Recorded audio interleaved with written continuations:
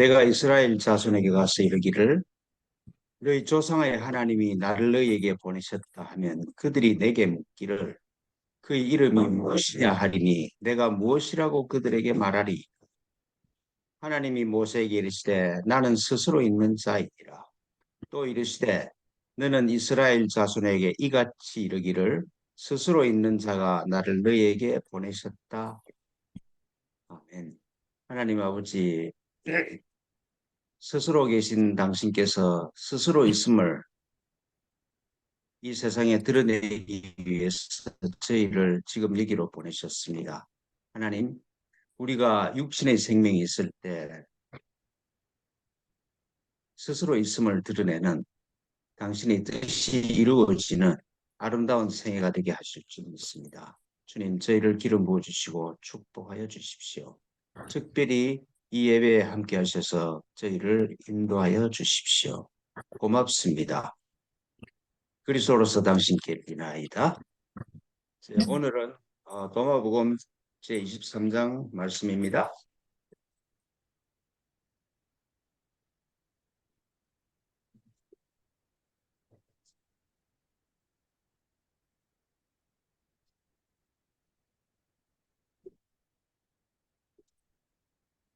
예, 제23장 말씀입니다. 같이 읽겠습니다. 시작. 예수께서 가라사대 내가 너희를 택하리라 1,000명 가운데서 하나를 10,000명 가운데서 둘을 그리고 그들은 하나된 자로서 서 있게 되리라. 예, 한 분 더 읽습니다. 시작. 예수께서 가라사대 내가 너희를 택하리라 1,000명 가운데서 하나를 10,000명 가운데서 둘을 그리고 그들은 하나된 자로서 서 있게 되리라. 아멘. 예, 24. 하나님 아버지, 이 도마복음 22장에서 그리스도이신 예수께서 하시는 말씀을 깨닫게 하시고 또 이 말씀의 빛이 우리 영혼에 비춰서 말씀의 빛에 따라갈 수 있도록 저희를 축복하여 주십시오. 아름다운 예배가 되게 하실 줄 믿습니다. 그리스도로서 당신께 비나이다. 아멘. 마태복음 22장이 천국 비유를 모아놓은 장이죠. 그 마태복음 22장 1절에서 14절까지 말씀이 그 임금이 자기 아들 혼인잔치를 벌리는 그런 말씀으로 이제 천국의 비유를 하고 계십니다. 자기 아들 혼인잔치에 청한 사람들을 혼인잔치에 오라고 막 초청을 해요. 그런데 이제 사람들이 막 싫어해. 사람들이 그 아들 혼인잔치에 오기를 싫어하니까 하나님 그 임금이 다른 종들을 보내 혹시 이 종들 때문에 그런가 봐서 이제 다른 종들을 보내서 그 종들이 그렇게 얘기를 하죠. 이 아들 혼인잔치 때문에 소도 잡고 살찐 참 맛있는 짐승들도 잡고 모든 것을 풍성하게 준비를 했으니까 임금님이 오시라고 그렇게 말씀하십니다. 그러니까 많은 사람들이 쳐다보지도 않고 내가 지금 일이 바빠서 그런 혼인잔치에 갈 그런 여유가 없다. 그러면서 다 거절을 하고 그리고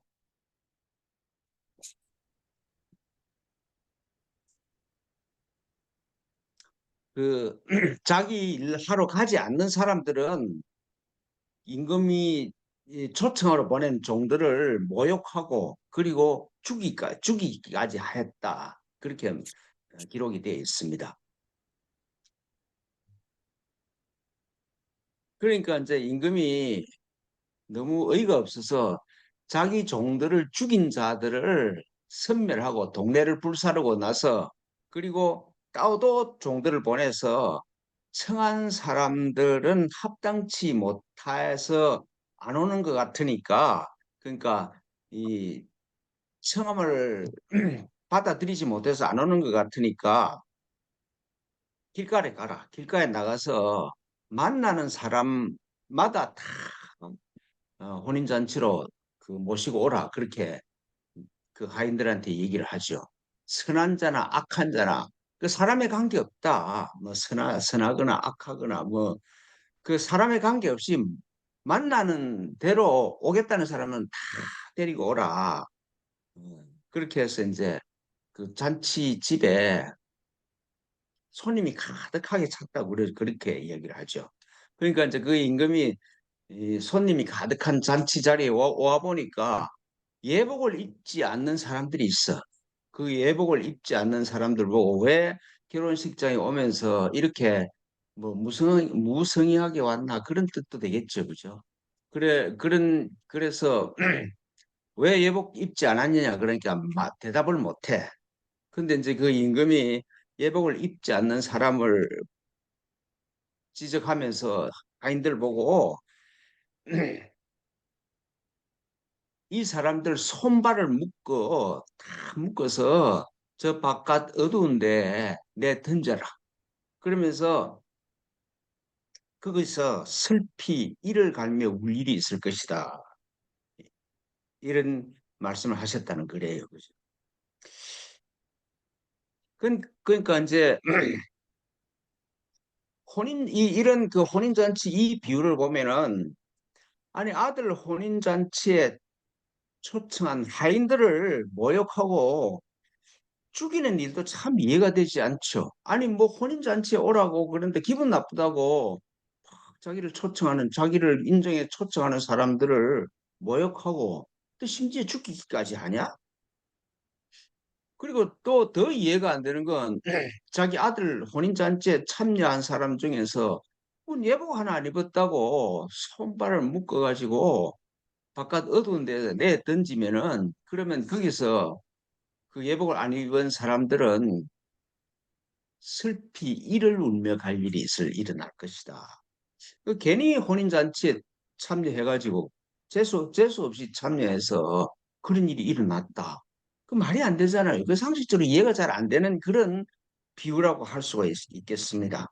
그러니까 우리가 그냥 사람의 상식으로 지금 우리가 세상 사는 상식으로 잘 이해가 안 되지, 그렇죠? 그러면서 그 14절에 마지막에 이 천국 혼인잔치 이 결론으로 하시는 말씀이 청함을 받은 사람은 많되 택함을 입은 사람은 적다. 그러면서 이 말씀을 마무리를 하세요. 근데 이제 이 아들 그 천국 비유를 아들 혼인잔치를 가지고 비유로 말씀하시는데 지금 이 그리스도께서 사실은 이 천국 비유의 말씀이 지금 우리한테 어떤 이야기를 하시는 것일까? 과연 마지막 말씀처럼 우리 각자는 정말 내가 택함을 받았는가? 청함을 받았는데 택함의 그 수준까지 갔는가? 이런 걸 깊이 성찰해 봐야 되겠죠.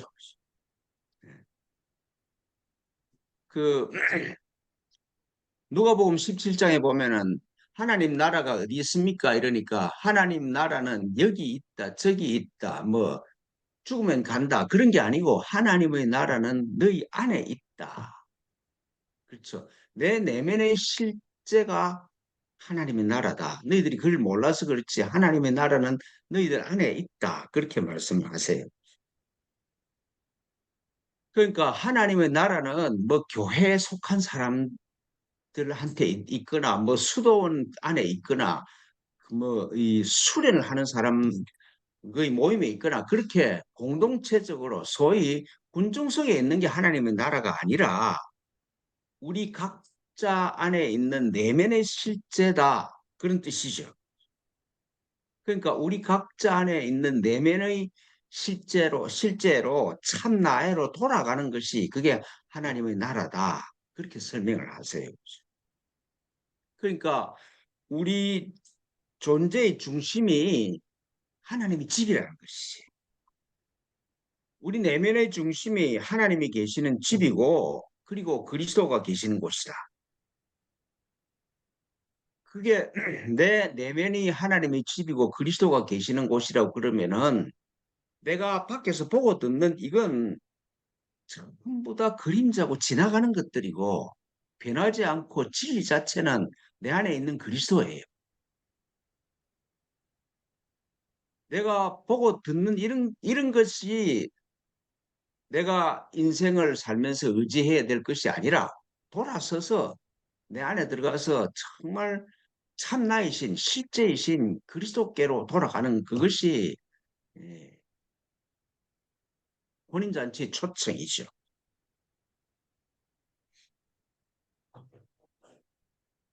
그러니까 하나님의 아들 그리스도와 내 에고가 있다는 사실에 깨어나는 게 아들의 혼인잔치잖아요. 그 혼인잔치가 벌어지는 곳이 어디냐? 내 존재의 중심이죠.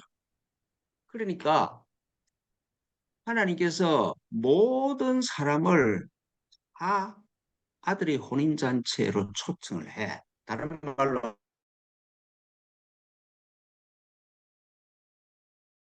하면은 그런 초청을 하시지 않는 사람이 없다. 그런데 그 초청은 뭐 밖에 있는 게 아니라 돈이 많아야 되고 뭐 이룩한 게 많아야 되고 그런 데 있는 게 아니라 내 내면에 내가 스스로 깨달아야 되는 내면의 진리야.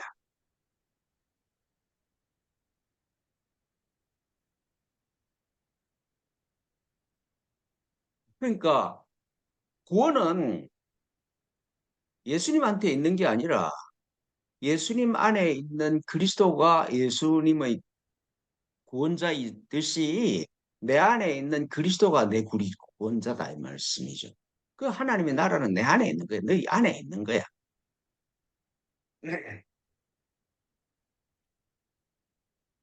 그래서 이 하나님 이 계시는 내 존재의 중심으로 돌아가려 그러면은 제가 생각하기로는 한 네 가지 단계가 그냥 뭐 이론으로 설명을 해보자면은 네 가지 단계가 있지 않을까 그렇게 생각이 됩니다.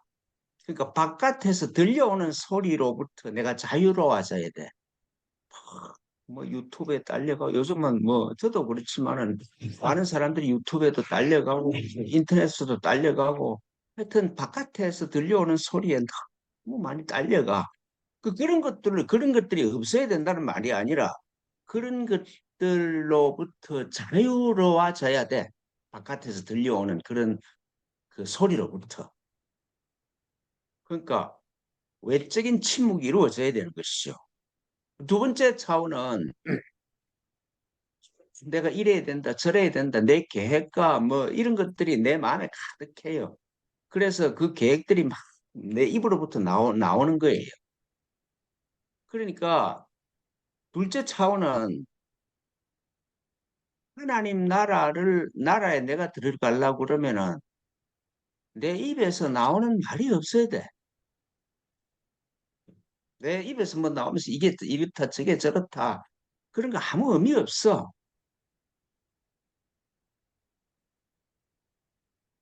그다음에 세 번째로는 내 말이 사라져요. 말의 침묵이 있어야 돼. 첫 번째는 소리의 침묵이고, 두 번째는 말의 침묵이고, 세 번째는 내 생각이나 경험이나 이런 것들, 내 뭐 계획이나 이런 것들이 사라지려고 그러면은 생각으로부터 자유로워져야 돼요. 그죠? 내 안에서 막 이런 생각, 저런 생각이 일어나는 이런 것들이 생각이 없어져야 된다는 것이 아니라, 생각은 하늘에 떠도는 구름이구나. 그 생각으로부터 내가 내 안에서 막 떠도는 생각으로부터 내가 자유로워져야 돼. 그 생각의 침묵이야. 소리의 침묵이 있고 말의 침묵이 있고 생각의 침묵이 있으면은 내 마음이 사라져. 그 마음의 침묵이 핵심이죠, 핵심. 그 우리가 영적인 초청, 아들의 혼인잔치에 내가 초청받았음에 깨어나려고 그러면은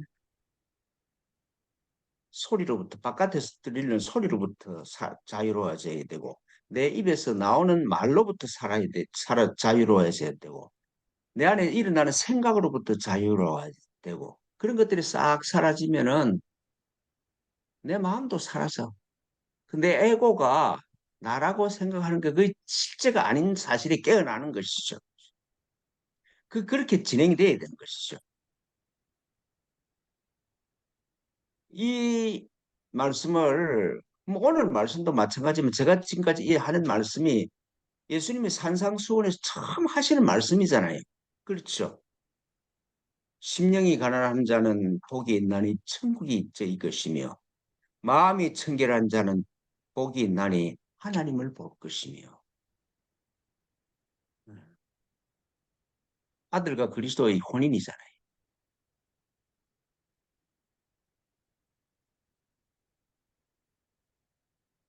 그러니까 내 안에서 이 세계가 꼭 깨어나기를 기다리는 것이 네 안으로 들어와서 내가 지금 너를 기다리는 네 존재의 중심으로 들어오라. 그게 천국의 초청이고 혼인잔치의 초청이지 않습니까? 근데 이 초청을 알아듣고 돌아서는 사람이 참 없어, 그죠? 그런 것 같아. 내가 조금이라도 해야 될 일이 있으면은 침묵 수행은 그게 뒷전으로 밀려가. 제가 이렇게 훈련을 저도 마찬가지고 다른 사람도 마찬가지인데 침묵으로 이 영적 수행을 해 나가는 이게 얼마나 비중이 적은가 이러면은 볼 드라마가 하나 있어도 그걸 못 이겨. 저는 이번에 보니까 기도해야 될 시간에 TV 조선에 미스트롯 보고 있더라고. 그 정도 하나도 이길 수가 없어.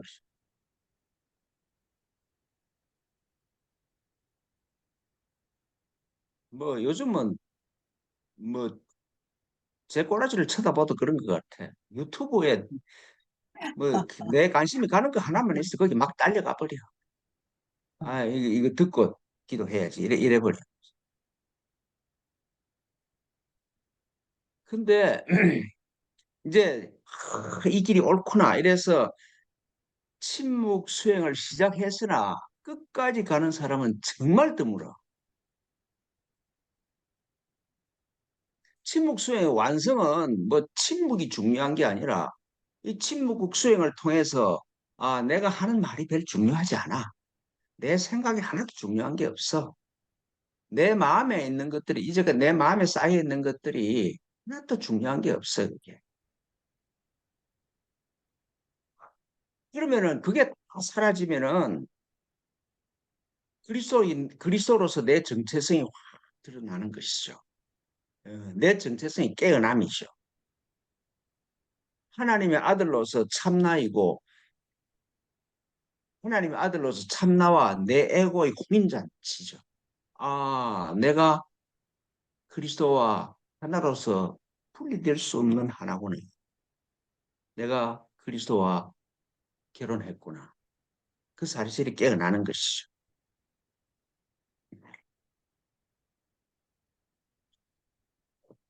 침묵으로 여정을 시작을 하고 나서 그리고 속에서 가야 돼. 그렇죠. 근데 대충은 이 돌아가는 사람이 너무 많아. 내가 침묵을 해서 뭘 좋은 걸 팍 붙잡았으면 됐다 이러면서 다시 뭐 그 성경에 의하면 애국으로 돌아가. 돌아갈 다리를 끊어버려야 되는데 돌아갈 다리를 끊는 사람이 없어.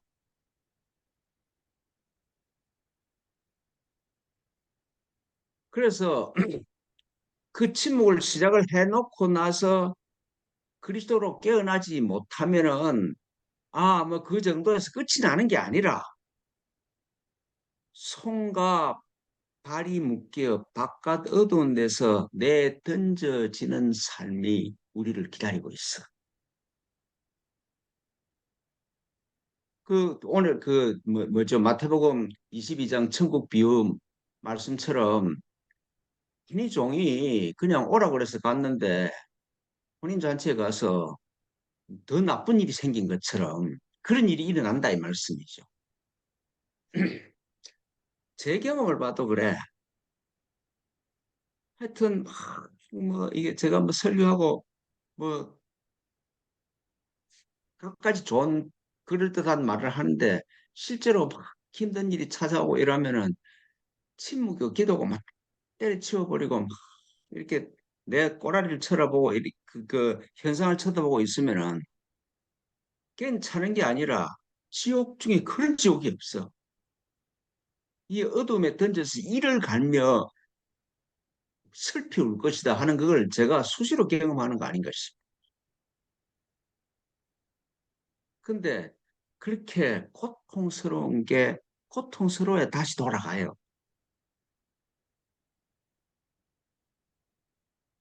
그 제가 한 번씩 이런 비유를 하죠. 한날 뭐 구정물 비싼 것만 마시다가 깨끗한 물을 한 먹어봤어. 그러면 옛날처럼 이제는 깨끗하지 못한 물을 마실 수가 없어. 그 옛날에는 그냥 마셨는데 지금 깨끗한 물을 마시다가 구정물 같은 걸 먹으려면 고통스러워서 못 마셔 이제. 그런 일이 일어난다 말씀이죠.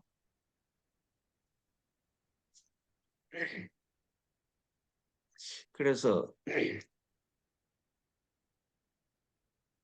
저하고 같이 이렇게 가려고 하는 사람은 끝까지 안 가면은 돌아갈 다리를 안 끊어버리면은 손발이 묶여서 바깥 어두운 데서 슬피 울 일이 기다리고 있는 거 아닌가. 하여튼 재수 별로 없어 그죠? 괜히 오늘 그 본문에도 그 뭐야 마태복음에도 그렇잖아요. 괜히 와가지고 예복 안 입었다고 손발이 묶여서 바깥 어두운 데서 슬피 울어.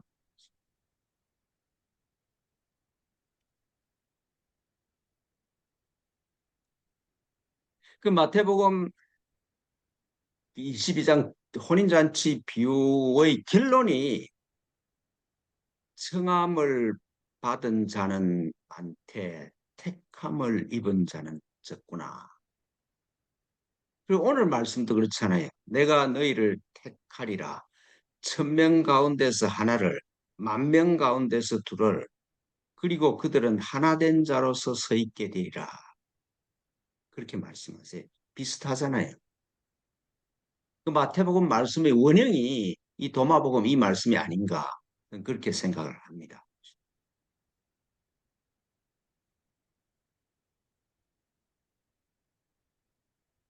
하나님이 우리를 그리스도로 창조하셨으므로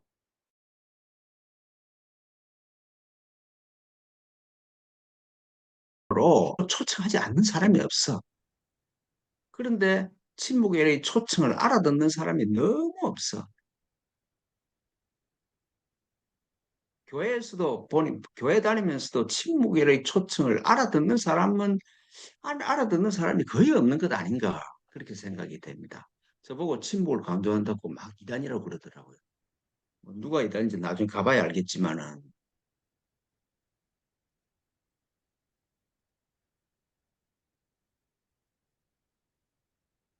그러니까 우리 감정이나 경험이나 생각이나 이런 것들이 내가 그리스도라는 사실을 가려서 보이지가 않아. 그러니까 그게 뭐 전생부터 시작해서 너무 이게 많이 쌓여서 내가 그리스도라는 사실 자체가 완벽하게 가려지고 사는 것이죠. 그래서 하인들을 조롱하고 죽여버려.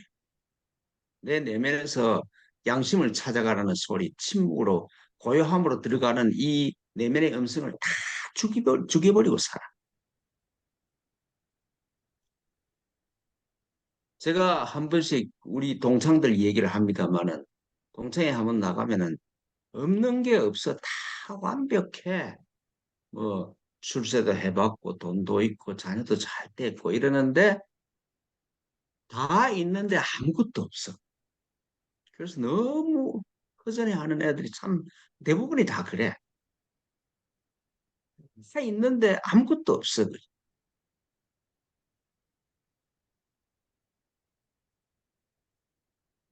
그러니까 내면의 초청을, 침묵의 초청을, 그 음성을, 내면의 속, 세밀한 음성을 다 죽여버린 결과잖아요. 전도서에 그렇게 말씀하시죠. 전도서 7장 29절에 이런 말씀이 있습니다. 내가 깨달은 것은 오직 이것 하나다. 전도자가 뭘 하나를 깨달았는가 하면은 하나님은 사람을 정직하게 지으셨으나 사람이 많은 깨를 낸 것이니라. 그렇게 말씀하세요. 사람이 내 마음에 쌓인 것들 때문에 내가 누군지를 몰라. 전도서에서도 그렇게 말씀하세요. 그 오늘 저 도마스 말씀에 그런 거잖아요. 육신의 생명이 끝나기 전에 그리스도로 깨어난 사람. 불교식으로 하면은 성불한 사람이 참 드물구나. 1000명 중에 한 사람.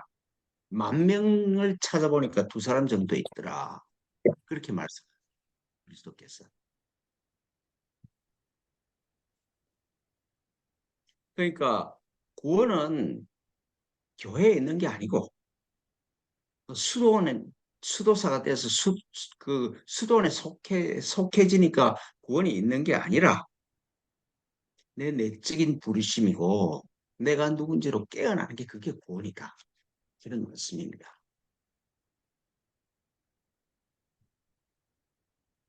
근데 그게 너무 드물어 그죠?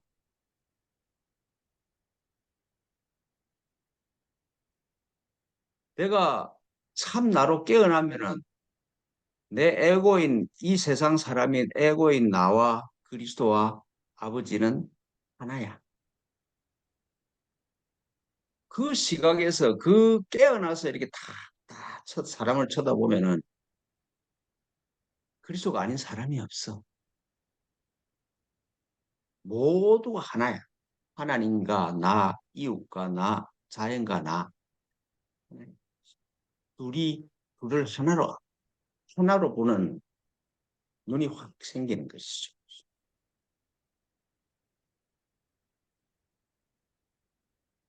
끝까지 복음을 전하는 말씀이 물리적으로 온 세상을 다니면서 복음을 전하라는 그런 말씀이 아니고 그거는 물리적으로 불가능해요. 근데 내 눈이 뜨여서 모든 사람이 그리스도를 보이면 거기가 땅끝까지 복음을 전한 거지.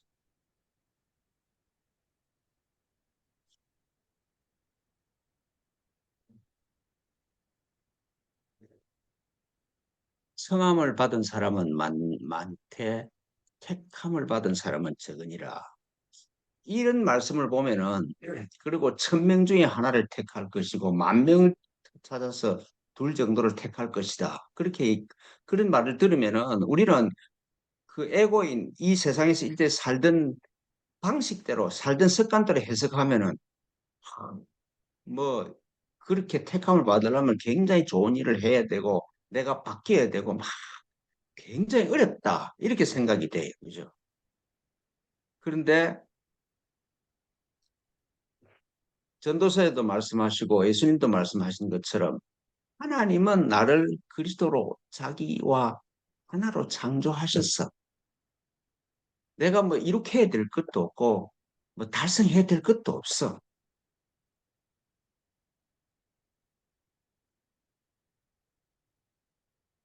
마음을 가난하게 하면 되고 내 생각이나 감정을 탁 지나가게 탁 이걸 이끌면은 그러면은 하늘이 들어가면서 드러나면서 아 내가 구름이 아니라 하늘이네.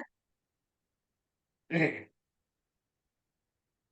그러면은 내가 택함을 받았구나. 그 느낌이 찾아와요. 그 느낌.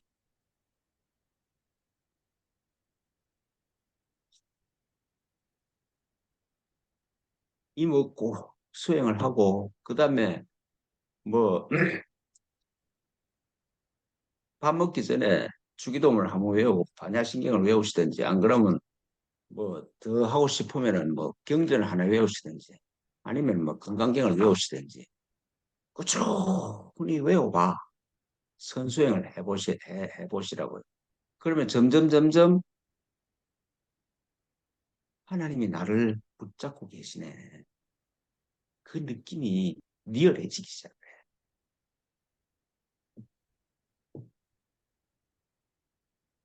그리스도가 내가 그리스도가 필요한 게 아니라 내가 그리스도가 필요한 게 아니라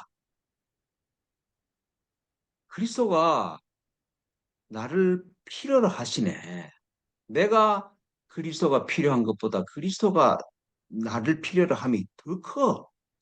왜 그런 게 내가 없으면은 자기를 드러낼 수가 없으니까. 음, 그렇죠. 하도에 이 비유를 하나만 더 들어보면 이런 겁니다.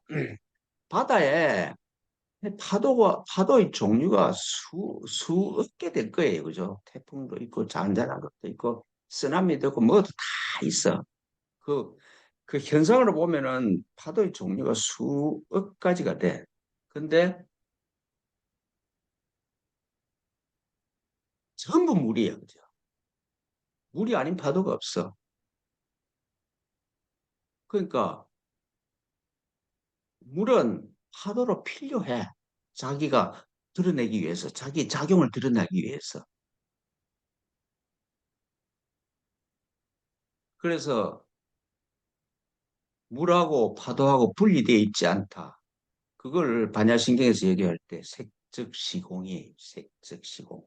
공즉시색이라고 그래요. 그걸. 그래서 오늘 또 말씀을 결론을 짓자면은 이것이 무엇이냐? 내가 누구냐? 이 수행을 꾸준히 하면은 하나님이 나를 붙들고 계시네. 내가 초청을 넘어서 택함을 받은 사람이네. 내가 예복을 입고 있네. 그 사실이 그 진리가 나한테 스며들기 시작을 해요. 그 외에 할 일이 없지.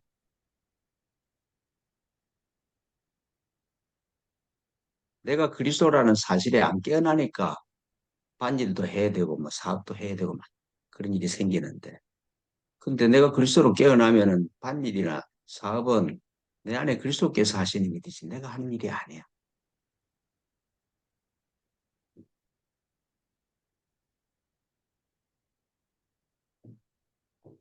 예, 기도하겠습니다. 하나님 아버지, 만 명 중에 두 사람밖에 찾을 수 없다고 말씀하시고 계십니다. 하나님, 우리 각자가 또 이 예배를 드리는 당신의 종들이 택함을 받았다는 그 사실에 깨어나서 택함을 받은 자로 그리스도로 드러내는 자로 살아갈 수 있도록 저희를 축복하여 주십시오. 고맙습니다. 당신의 아들 그리스도로서 비나이다.